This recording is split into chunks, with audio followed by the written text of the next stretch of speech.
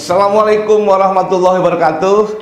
Ketemu kembali di podcast Pesona Paspa. Dan episode kali ini saya mendapatkan tamu narasumber yang istimewa juga, yaitu Dondi Setiabudi, yaitu seorang peneliti dari Balai Besar Penelitian dan Pengembangan Pasca Panen. Kita sapa beliau yuk. Assalamualaikum Pak Dondi. Pak Dondi ya? Iya Dondi. Waalaikumsalam warahmatullahi wabarakatuh. Wah, ini saya manggilnya Pak Dondi aja ya. Ya siap. Oke, Pak Dondi, ini di episode ini podcast Pesona Paspa ini kemarin-kemarin udah banyak banget yang disampaikan oleh narasumber-narasumber. Baik itu petani loh, petani juga ada yang menyampaikan, kemudian penelitinya. Nah sekarang saya mendapat giliran untuk bertanya ngobrol dengan Pak Dondi ini. Yang saya tahu Pak Dondi itu seorang peneliti yang concern di komoditi hortikultura, betul? Betul. Wah. Saya concern dan fokus di bidang hortikultura. Hortikultura. Pak, kalau di pasca panen berarti kan hortikultura atau misalnya sayuran Pak ya? Ya. Dengan tanaman sayuran itu yang diteliti oleh Bapak apa Pak? Sampai saat ini cukup banyak, buah-buahan banyak, kemudian sayuran banyak, tanaman hias masih terlalu sedikit. Oh, tanaman hias, padahal tanaman hias lagi booming loh Pak. Iya, betul. Tapi fokus saya memang banyak di bidang buah-buahan dan sayuran. Ya kalau tanaman hias kan kalau Bapak di pasca panen tanaman hias apa Pak ya? Ada produk jual Pak, harga jual udah dipelihara jual. Iya, ada sedap malam, ada tulip, ada mawar, ada banyak Pak ya? Iya banyak. Yang sekarang lagi booming itu yang yang ibu-ibu suka. Betul. Wah Pak. Itu Pak ya. Padahal sebetulnya tanaman hias bukan hanya di situ Pak ya, banyak banget. Kayak bunga potong juga termasuk tanaman hias Pak ya. Tapi penyumbang terbanyak di hortikultura itu adalah buah-buahan dan sayuran. Ya. Ini kan ini yang fokus utama Pak, dan berhubungan dengan pangan. Apalagi kalau sudah dihubungkan dengan pangan itu Pak, sumber mineral dan vitamin. Nah, Pak Dondi, ini Sobat Tani nih, kemarin ada yang saya penyuluh pertanian Pak, saya dari Medio penyuluh pertanian di Badan Litbang Pertanian, dan banyak sekali pertanyaan-pertanyaan, khususnya petani hortikultura nih Pak. Ya. Petani hortikultura itu kadang-kadang dia kalau orang Jawa ini angot-angotan Pak, jadi kadang-kadang mau jualan takut harganya begini, terus gimana nyimpennya, kalau produk banyak kita nggak mau jual sekarang nih. Kalau hortikultura kan kayak sayuran, itu kan harus disimpan dengan benar Pak, tidak bisa berhari-hari gitu kan. Kalau nggak disimpan bisa layu dan sebagainya. Pak, aku pernah baca tulisan Bapak loh tentang penyimpanan atau alat penyimpan sayuran. Bener Pak Dondi? Betul Pak. Cerita dong Pak Dondi, ini banyak yang nanya baik, loh Pak, baik. Salah satu yang pengen saya sampaikan atau saya share ke petani ataupun pengguna lainnya barangkali adalah penyimpanan dengan atmosfer terkontrol atau CAS, Controlled Atmosphere Storage. Atmosphere Storage Control atau Control Atmosphere Storage. Ya. CAS ya kalau CAS, ya CAS. CAS ini saya dilatar belakangi pada saat itu fluktuasi harga cabai khususnya ya. Cabai ya? Cabai sangat drastis. Kadang naiknya sebegitu tinggi, tapi pada saat panen raya turun sampai terjun bebas. Iya, terjun bebas sampai biaya produksi pun tidak kembali modal. Nah, atas dasar itulah saya dan kawan-kawan tentunya ya, apa ini yang bisa mempertahankan cabai yang masa simpannya itu sangat pendek. Jadi esok hari dipanen, mungkin sore hari kalau tidak ditangani secara benar dan baik, busuk, layu, kemudian busuk. Esok harinya sudah busuk. Iya. Nah, salah satu yang saya andalkan ini sistem penyimpanan Controlled Atmosphere Storage ini itu memungkinkan kita bisa memperpanjang daya simpan atau memperpanjang kesegaran cabai itu hingga 30 hari. Wah, Lama juga Pak. Pak Doni, saya kira cuma seminggu 2 minggu. Ternyata 30 hari Sobat Tani. Nah ini 3 minggu. 3 minggu ya? 3 minggu. 3 minggu ya lumayan lah, hampir sebulan lah. Iya, kalau kita terus tanam, panen, kemudian 3 minggu kemudian baru kita bisa disimpan. Waduh, ini lumayan bisa ini loh menekan dulu, melihat dulu harga. Mungkin ini kalau tahu sendiri Pak Doni, di hortikultura fluktuasinya cepat ya Pak ya. Hari ini bisa 50.000, besok bisa 1.000, besok bisa 5.000.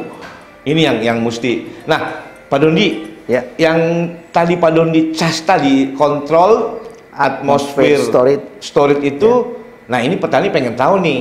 Ya. Itu terbuat dari apa? Oke, Pak. Kalau itu ini jadi gini.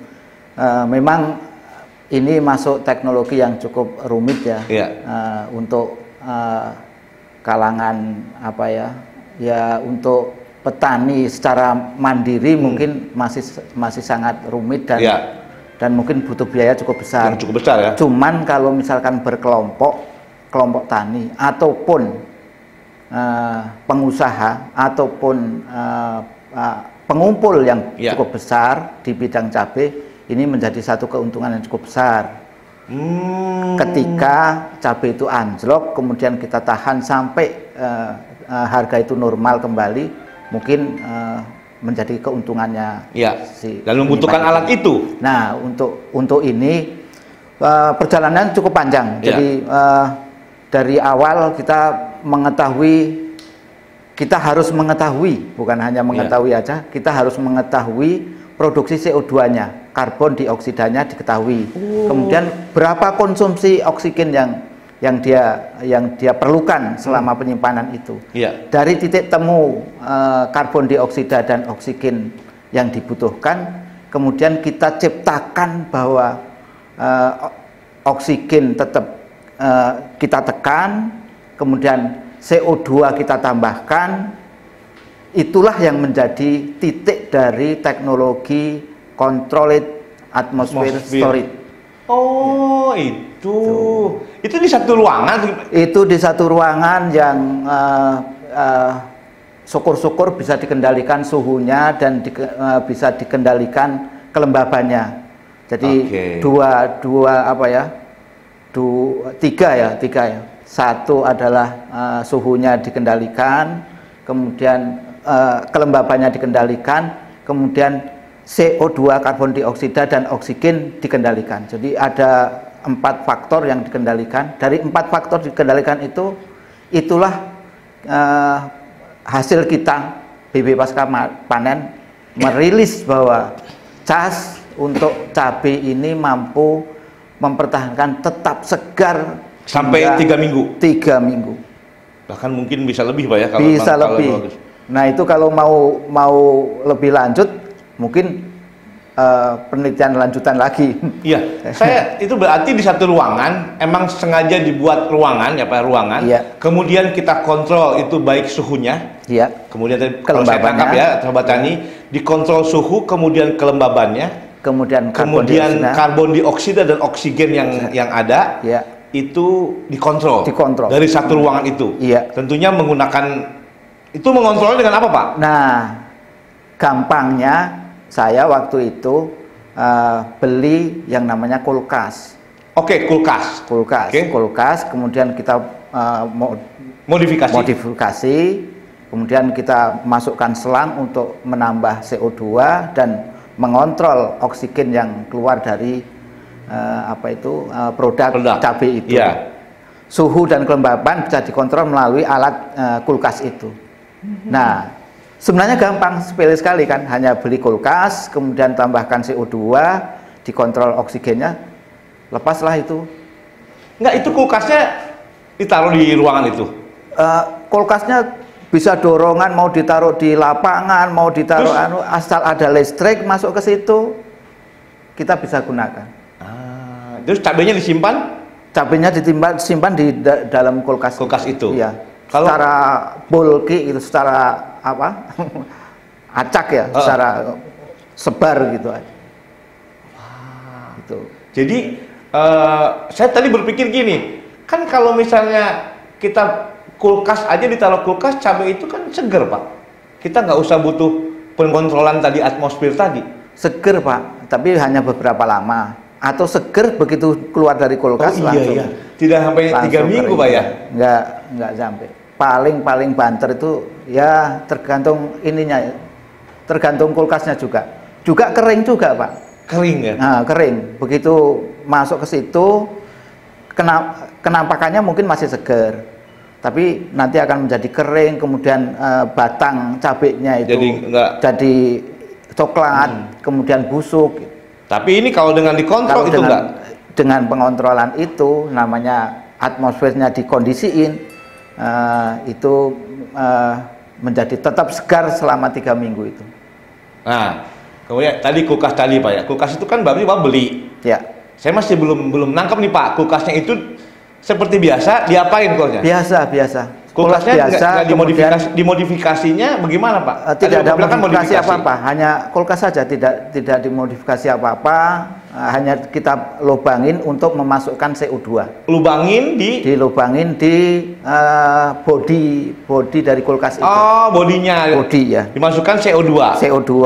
Kemudian dikontrol oksigennya. Oksigen. Ini prototipe kecil. Kulkas kan paling gede segimana? Paling nyimpen cabenya cuma berapa? Yang kita hasilkan sekarang ini BP pasca panen itu ada 2 pintu. Jadi kapasitas sekitar 100 kilo. Ya, 100 kulkasnya. Kilo. Iya. Makanya dulu itu sering disebut atau orang menyebutnya itu, teman-teman bilangnya mini cas. Jadi mini control atmosphere storage. Sebenarnya Pak Dondi, kalau petani pun yang itu ya nggak mahal-mahal amat kan kulkas sekarang? Ya, kulkas seharga 2 juta 3 juta. Sudah bagus, sudah gede Pak, udah berapa pintu itu? Ada yang 2 pintu yang bisa. Yang 2 pintu yang maaf ya, nggak nyebut merek ya. Yang qualified itu sekitar 4 jutaan. 4 jutaan ya? Ya, 4 jutaan. Artinya kemudian, kan terus kita modifikasi. Dengan memasukkan CO2 ya? CO2 dan kemudian oksigen. Bisa sudah dipakai? Bisa dipakai. Dan itu nggak usah pakai rak-rak, taruh aja cabai situ penuh, perak. Bisa udah. Sampai 100 kilo tadi? Yang kapasitas sekitar 100 kilo. Gitu. Wah, itu bisa awet? Bisa tahan sampai 3. Jadi ternyata saya berpikir tadi, takutnya ruangan gede gitu Pak, ruangan besar dikontrol dengan atmosfernya tadi yang CO2-nya, ternyata kulkas Pak ya. Iya. Cas itu adalah kontrol atmosfer storage. Nah, dasar inilah kemudian dilanjutkan oleh orang yang namanya peneliti kita juga, namanya Profesor Setiajid, dalam ruangan yang cukup gede. Ya, itu bisa nampung sekitar 2 sampai 5 ton.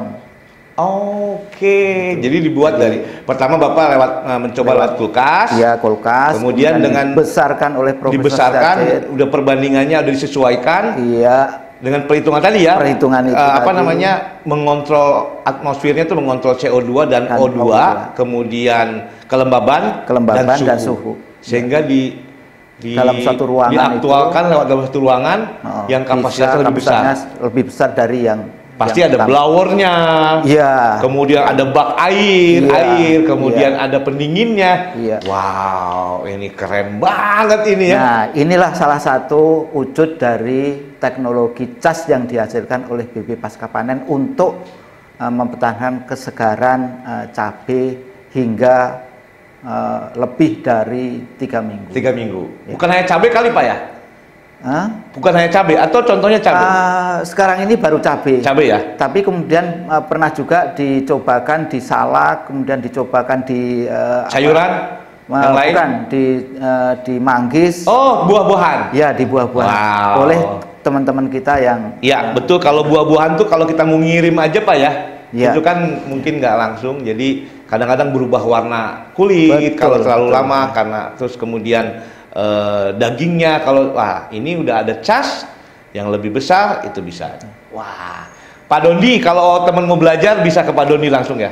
Ya, baiknya ke kantor kami. Hubungi ya di BP Pasca Panen. Ada humasnya ya. BP Pasca Panen nanti dari BP Pasca Panen itu akan dirunutkan ke peneliti yang kompeten. Jadi tidak hanya kepada Dondi saja, tapi banyak yang ini. Banyak teman-teman kami yang bisa menjelaskan tentang itu. Tapi kalau teman-teman suka dengan Pak Doni nggak apa-apa kan? Oh. Oke. Pak Doni, terakhir nih Pak Doni, ini terima kasih. Ini harapan ke depan Pak Doni, khususnya di bidang Paskapanen ini Pak Doni, teman-teman untuk Sobat Tani semua, harapan ke depan. Mungkin tidak usah khawatir dengan dengan teknologi untuk mempertahankan kesegaran, untuk mengirim distribusi ke luar daerah atau itu. BB Paskapanen siap dengan teknologi yang dibutuhkan untuk itu. Jadi jangan takut dengan takut busuk lah, nggak bisa ngirim lah, pengiriman disimpannya di mana gitu. Iya, itu kami siap membantu untuk itu. Ya, teman-teman Sobat Tani, ternyata Pak Doni bilang jangan takut. Petani hortikultura, petani buah-buahan, petani sayuran, petani cabai, masalah penyimpanan sekarang tidak ada masalah lagi. BB Paskapanen sudah punya teknologinya, yaitu teknologi CAS, Control Atmosphere Storage. Bisa berhubungan dengan Humas Balai Besar Paskapanen. Terima kasih Pak Doni. Siap. Mudah-mudahan ini bermanfaat. Sama ya. Dan kita ketemu di lain waktu ya. Baik Pak, baik. Baik Sobat Tani, dengarkan terus dan tonton terus podcast Pesona Paspa. Salam Pasca Panen.